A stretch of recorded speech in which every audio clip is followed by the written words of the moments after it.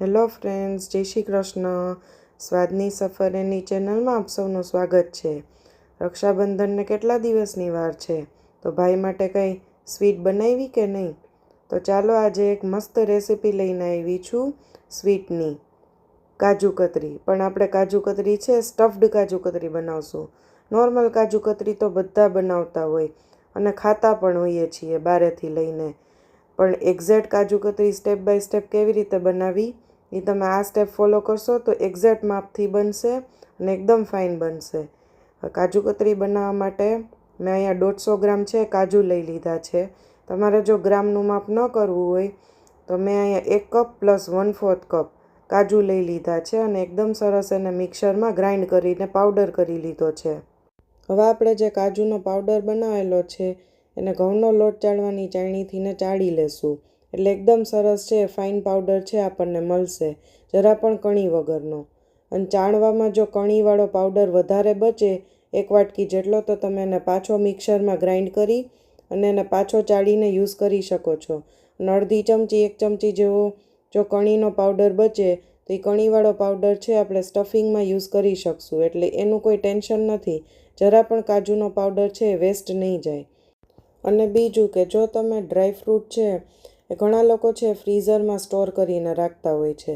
તો જો તમે ફ્રીઝરમાં સ્ટોર કરેલા કાજુ છે યુઝ કરવાના હોય તો એને થોડીવાર પહેલાં બહાર કાઢી રૂમ ટેમ્પરેચરમાં આવી જાય પછી એને માઇક્રોવેવ કરી લેવાના છે 30 સેકન્ડ. એટલે એમાં જે કાંઈ પણ મોઇસ્ચર રહેલું હશે એ બધું નીકળી જશે અને કાજુ એકદમ ડ્રાય થઈ જશે. પછી એને પીસવાના છે. જો તમે મોઇસ્ચરવાળા કાજુ છે એ પીસશો તો તમારો લોટ પણ મોઇસ્ચરવાળો થશે, એટલે કાજુ કતરી એકદમ સરસ નહીં બને.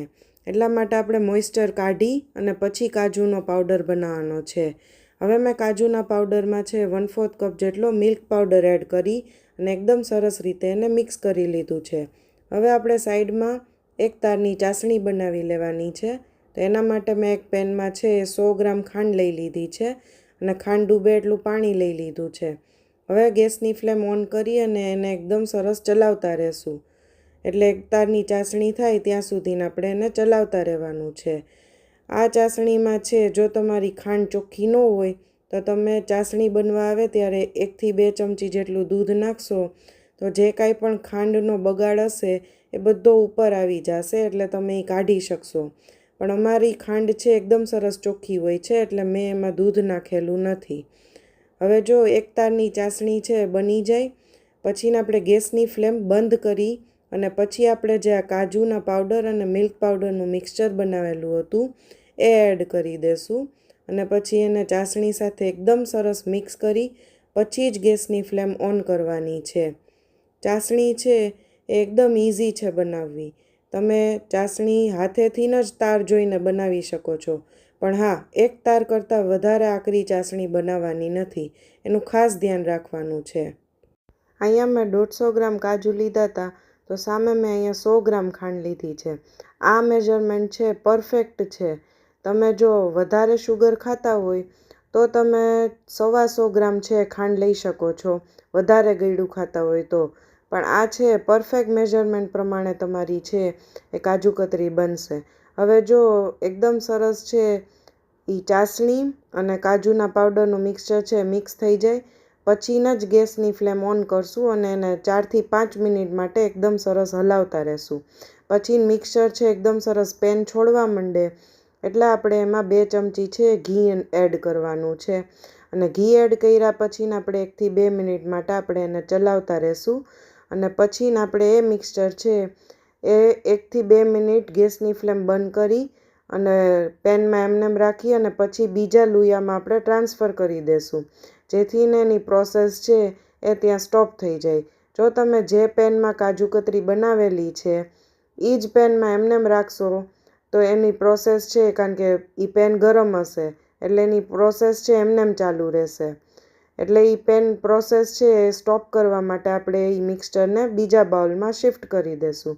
હવે જો એ મિક્સચર છે એ ઠરે એટલે એમાંથી મેં 2 ચમચી જેટલું મિક્સચર કાઢી એમાં મેં બદામ અને પિસ્તાની એકદમ સરસ ઝીણો ભૂકો કરેલો હતો એ એડ કરેલો છે અને મેં કેસર છે એ દૂધમાં પલાળેલું હતું એ એડ કરેલું છે. હવે આપણું સ્ટફિંગ રેડી થઈ ગયું. એટલે મેં આ રીતે છે એ ડ્રાયફ્રૂટવાળું સ્ટફિંગ છે રેડી કરેલું છે.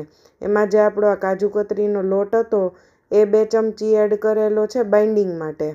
હવે જે બાકી વધેલો લોટ છે એને આ રીતે બટર પેપર ઉપર રાખીને એકદમ સરસ કૂણવી લેવાનો છે.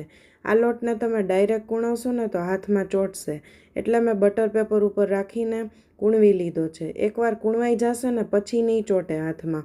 અને કાજુ કતરી કેવી લીસી હોય છે ને એકદમ સરસ, તો લીસી એકદમ સરસ કાજુ કતરી બનાવવા માટે આ રીતે લોટ છે આપણે કૂણવશું તો જ સરસ બનશે. હવે આ લોટમાંથી આપણે સરસ મજાનો મોટો લુવો લઈ અને કચોરીની જેમ એને થેપી લેવાનો છે હાથેથીને.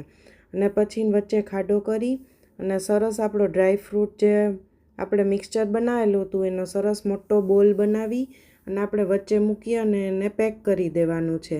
જે રીતે તમે કચોરી બનાવો છો એ જ રીતે તમે આનું સ્ટફિંગ છે એ એડ કરીને બનાવી શકશો અને એકદમ સરસ પેક પણ થઈ જશે.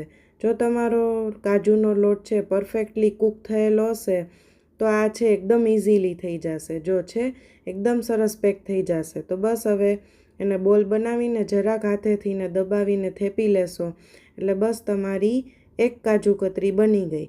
આ આપણે આખી સર્વ નથી કરવાની, આમાંથીને આપણે 4 પીસ કરશું. જુઓ છે મેં આમાં ગાર્નિશિંગમાં ચાંદીની વરખ લગાવેલી છે, એ કમ્પલસરી નથી. તમે આમાં ડ્રાયફ્રૂટ અને કેસર પણ છે એ ગાર્નિશિંગમાં લગાવી શકો છો. હવે 10થી 15 મિનિટ પછી મેં એકમાંથીને 4 પીસ કરી અને એવા ટોટલ 20 પીસ છે કાજુ કતરીના રેડી કરી લીધા છે. જો છે ને એકદમ ઇઝી, અડધી જ કલાકમાં બની જશે. છે જો કેટલી ફાઇન બની છે, અંદરનું સ્ટફિંગ અને બારેથી કાજુ કતરી બે એકદમ પરફેક્ટ બન્યા છે. આ રીતે એકવાર જરૂરથી આ રક્ષાબંધને અથવા તો તમે દિવાળીએ પણ આ સ્વીટ ટ્રાય કરી શકો છો. તો તમારા ભાઈ માટે જરૂરથી બનાવો. તો ચાલો જાઓ છો ને બનાવવા.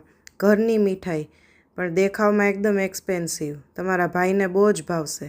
Thank you. Bye by.